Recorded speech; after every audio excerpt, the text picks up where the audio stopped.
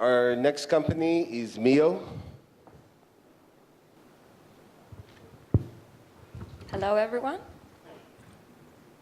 I'm Emily, the COO of the company, and this is Roman Drakov. He's the CEO of the Mio mobile kiosk. And if I asked you right now to imagine yourself being in a park, enjoying the sunlight, and then suddenly you realize that you're getting extremely thirsty. However, the nearest supermarket is like a kilometer away, and would you actually bother going there and wasting your precious leisure time? Well, maybe you would, but we don't want you to. Because we have created Mio. Mio is a mobile kiosk which will bring your favorite drinks and snacks directly to your locations. Wherever you are, in the parks, city squares, or in the seaside having the time of your life. There are actually two ways you can meet Mio. First one, Mio will approach you in your location, or you can simply request it with mobile application. That's why technology is so amazing. So instead of me going to take the water should come to me. Now, in order to understand whether other people think the same way as we do, we created a prototype and we put it into the streets to test. And you know what happened? People started buying. Have a look. Hey, I am Mio, an autonomous robot and a mobile kiosk. Here you can see me driving around and waiting for some thirsty fellows to stop and buy from me. Just like a simple vending machine, I can serve drinks and snacks to all the humans outdoors. However, I am also mobile. I can come directly to you, or you can request me with an app.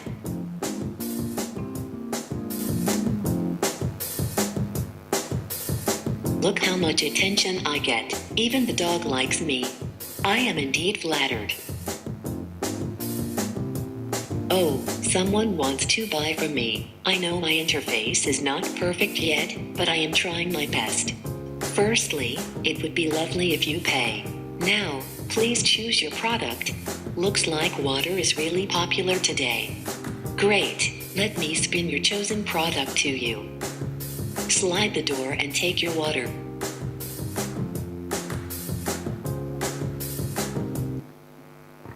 Good. So starting with only 3 transactions a day, we reach 50 sales a day in only 3 weeks' time. Since we came to Tel Aviv and joined Capsula, we tried many different locations and did validations there. And we did all this in 4 months. Next, we're going to London, Berlin, and New York. That's how we create a totally new business, a business of mobile retail. And we wanted to be with exceptional software to navigate the robot and to interact with people. Now we have already interest from Coca-Cola.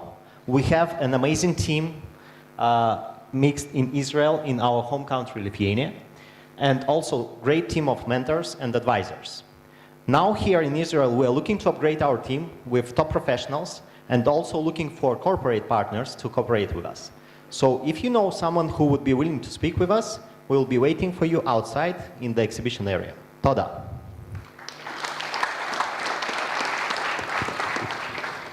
Thank you, Emily and Roman. And our next company, and last but not least, WayCare. As the presentation comes up, so I just threw a ball at Ariel, and he didn't catch it. I'm going to throw the ball again at you, okay? This time, try and catch it. All right. Now, I wasn't testing. You guys have the presentation working? Now, I wasn't testing Ariel's catching abilities. I'm sure he's a fantastic athlete. But rather, I want to show a very simple analogy. The first time I threw the ball, he was relying purely on his instincts to catch it, which in this case, he didn't catch it. The second time, I gave him a piece of information, an insight, that the ball is coming his way. Now, in this case, he was able to prepare and catch the ball and react. Now, this is a playful analogy, but taking this same concept, thank you. So, taking this simple concept of the power of insight, we've developed at WayCare a machine learning platform that is able to predict and prevent accidents before they occur. But our vision's much bigger than that. When we look 10 years from now, we see all facets of the decision-making process in the cities guided and driven by machine learning technologies and predictive analytics. And WayCare is going to be at the core of that. But to take a step back and go back into our solution, specifically the first solution of accident prediction, we're able to, with our platform, take historical data and real-time inputs from the city itself in our proprietary algorithm and provide accurate prediction on specific road segments where accidents are going to happen, and then also provide the decision support in order to prevent the accident from happening. In essence, what this means is that we're able to transform the way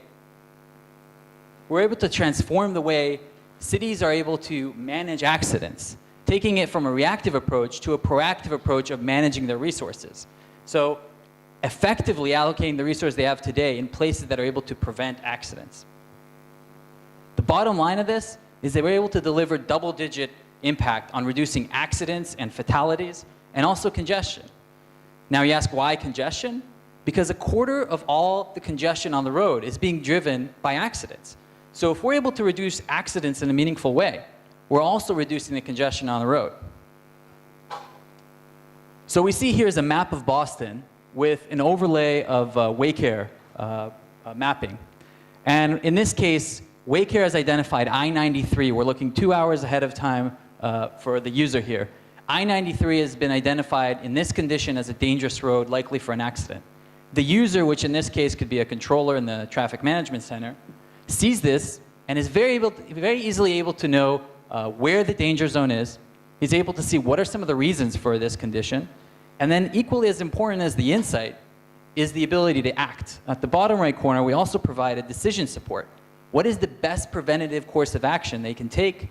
And then what's the effectiveness of that course of action? So it's the insight with the power of also the prevention. Now, in Israel in Israel, we have 2 organizations we're already working with. And in the US, we're starting with 2 pilots as well. Very exciting for us to show for the first time for these cities a quantifiable way to reduce accidents in a meaningful manner. Now, if we, again, stepping back to what I started in the beginning about our vision. Today, the smart city market is around $600 billion.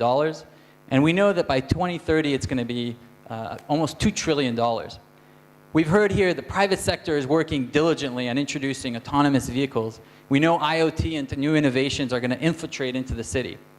What this means for the city operations is there are going to be thousands and thousands of decisions that they need to make in milliseconds.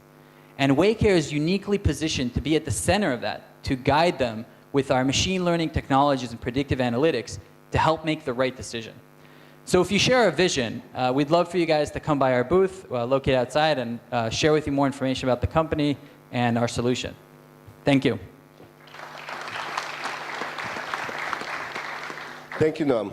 Okay, so for those of you who have forfeited lunch, rather than talking about these specific solutions, I'd really like to throw some questions about, you are actually companies in the automotive industry, Tier 1, another Tier 1, an OEM.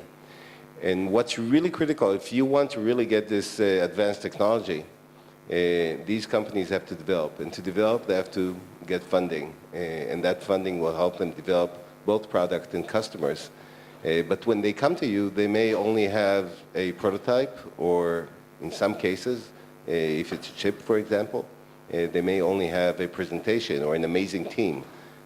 How do you deal with such companies coming to you? And what is your suggestion to entrepreneurs? How could you be receptive to this kind of customer validation process?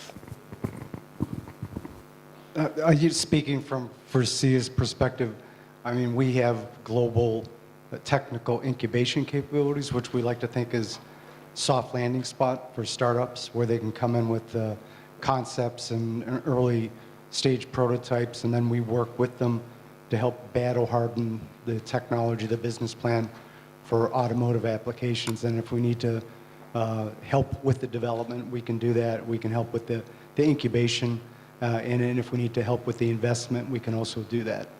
From our standpoint, we typically, we look at 4 characteristics. Number 1, most important, is the team. Number 2 is the market opportunity and the alignment with strategic market initiatives that we may have. Third is the technology. And then fourth is kind of the business model parameters around the specific startup. So that's how we address it. Okay. For Audi China, we have an innovation team of around about 15 employees. We're always searching for innovative companies and innovative ideas. The rating surely is emotional, like a car also is emotional part. But we have also some analysis to see what is the market, what is the quality, where can we bring this somehow to serious, how can we use it. I see all these 5 ideas very, very interesting, very innovative, maybe more or less from the point of view of security and safety, needs some more development, but looking forward to get these ideas also to our innovation team and to make an analysis to see how Audi China somehow can use these ideas and innovations. Yeah, so our criteria of investing primarily focuses on a lot on the team because they can make or break the product. And then we typically see how the product is applicable to the market. I mean, problem statement is well understood or not, because we find a lot of startups, they have good ideas, but in the end, they're not able to address the real pain point. I think that's something which is very critical for us to measure.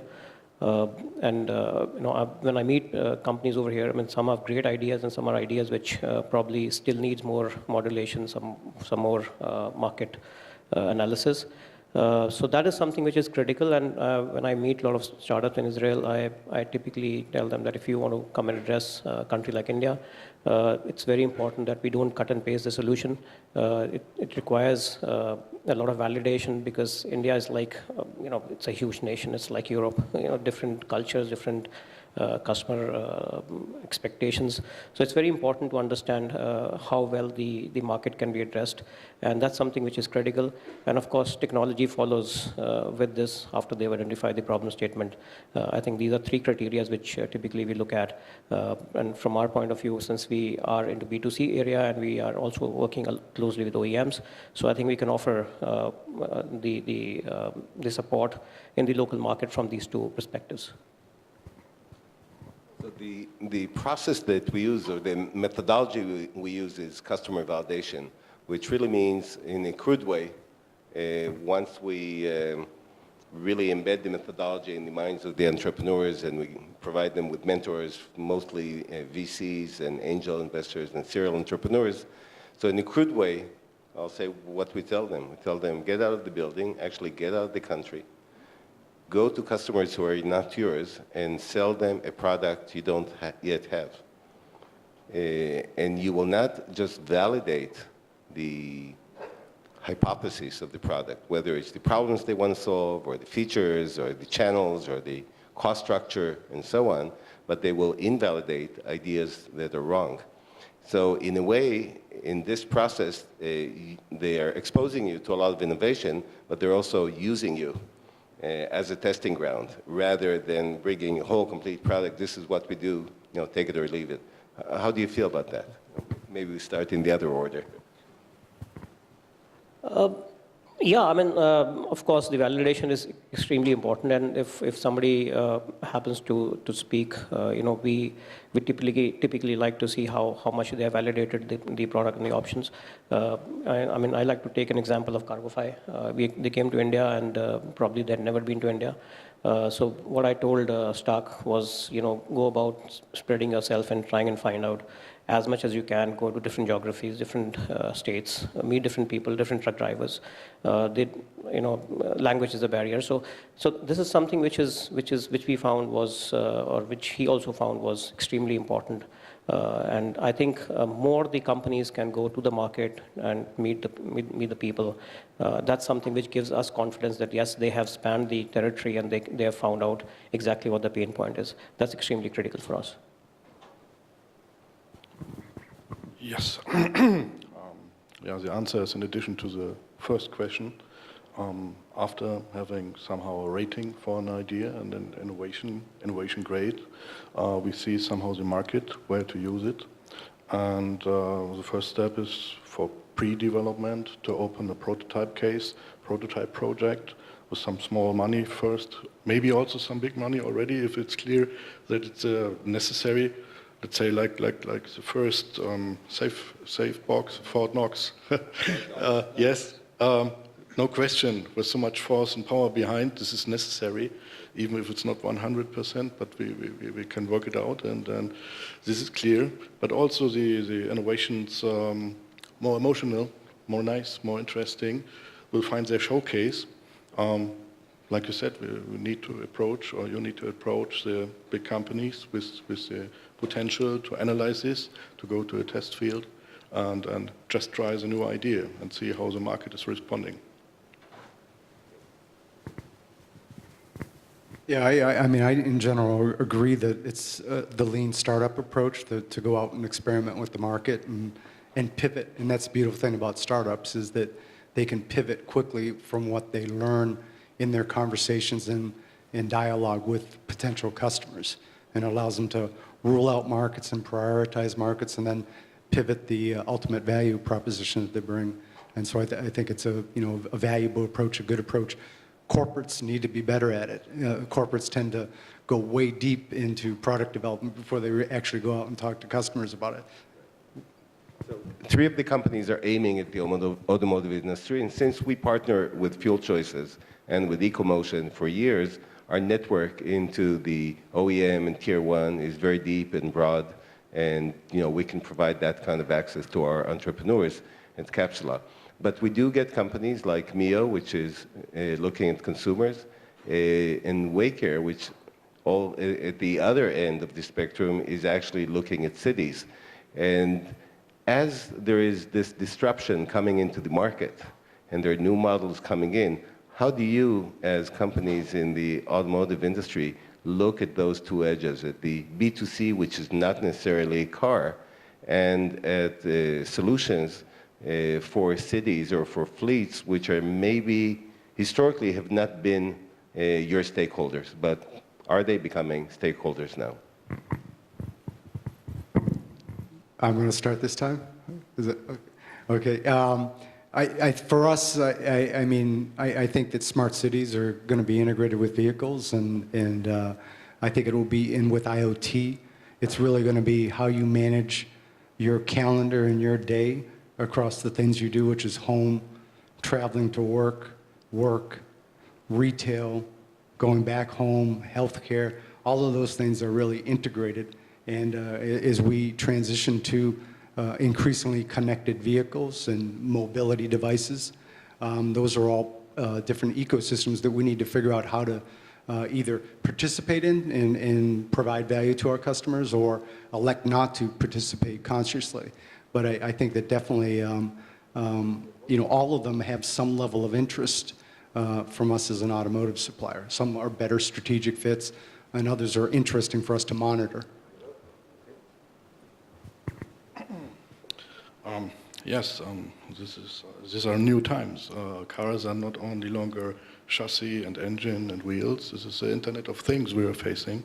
Maybe this nice little robot just is connected to the car, and you have a mobile drive-in to get your water or to get some nuts, things like this. We need now to be more open-minded to everything connected to the car. And in this way, also the not obviously automotive ideas and innovations are interesting also for a big car manufacturer and needs to be analyzed and rated. So what I feel is that, as you mentioned, IoT, so this, these are examples of new ideas. I think it's more from a lifestyle perspective. I think the whole lifestyle, the way we live, the way we actually want services around us it will dramatically change, and Mio is one such example. So it may not be directly linked to an OEM or a tier 1, but I think it's linked to a personal need of each one of us. And I think these ideas and similar ideas which I also have come across are amazing. They really make you think and make you get conveniences in a very different way.